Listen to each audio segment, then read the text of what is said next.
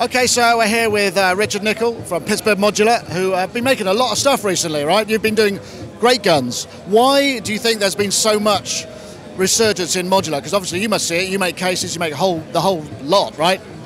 I think it started as sort of the anti-laptop.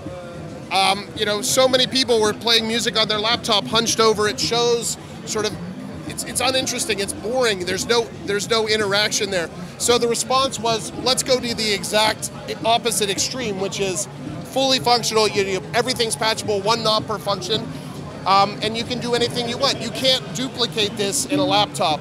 You can't buy a Pittsburgh oscillator and mix it with a make noise filter. You know, you can't do that in a DAW, it just doesn't work that way. So I think this gives you an instrument, something you can interact with, something to have a relationship with. You know, you don't have relationships with software, but you know, you can have a relationship with the synthesizer. Yeah, absolutely. And obviously, you know, big news at this show particularly is that Roland have entered the Eurorack market, which is kind of a fairly bold and major thing. What do you see as advantages, disadvantages? Is it a good thing? I think it's a great thing. I think it legitimizes what we've been doing for the past, 5 or 10 years. I think it's going to bring in an entire group of people that wouldn't look at this booth and wouldn't look at what we're doing, but because Roland is doing it, that says, hey, okay, maybe it's not that weird. Maybe it's not that strange.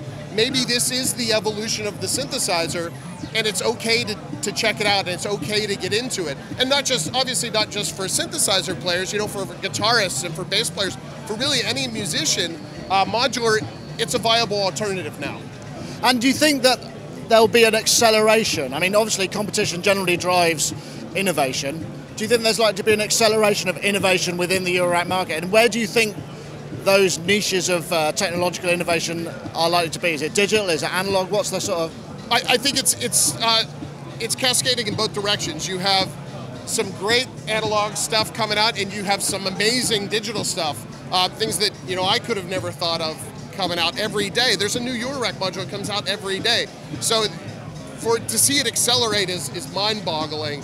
To think that it'll go to 2 modules a day, that's crazy. But I think the bigger companies like Roland, the meat and potatoes modules that they're going to come out with are great, but as the customers come in, they're going to say, okay, but now I want something a little stranger, a little weirder, and they're going to come over to us. They're going to come over to sort of the more boutique-y companies. And speaking of the housing for all of this stuff, Eurorack has been a major driving force in the standardization of this. It's just kind of the reason almost this whole booth is here. Where does it need to go? Is there a Eurorack 2.0? And if so, what does it need to have, do you think? I think it's going to be difficult at this point to have a Eurorack 2.0 because there's so much already out there. To sort of stop and say, okay, now we're all going to follow this standard, it's going to be difficult. One of the great things about Euro is it's wide open. Anyone can start out, they can put an Arduino in a box and say, hey, it's a new Eurorack module. Or, someone can spend years and years working on a new analog oscillator and put it out. So the fact that everything sort of integrates pretty well, I think is good. Obviously all our stuff all works together with our stuff very well, and we pick and choose, the manufacturers we test our gear with to make sure it works with some of the larger manufacturers.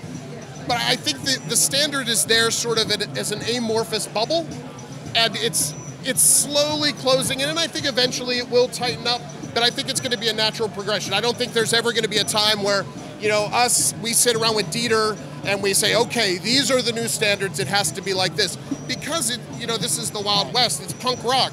I was wondering about things like additional control busing inside the box, maybe. Is it a dirty word to say some sort of preset patching kind of thing? I'm not a fan of the internal patching or the internal busing because you lose the visual aspect of what's going on. If you have stuff routed from here to here and you can't see what's going on, in my mind it's not happening.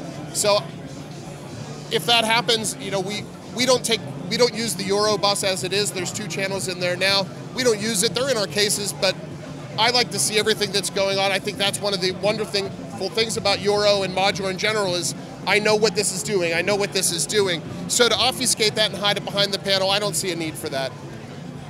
Richard, thank you very much indeed. Thank you.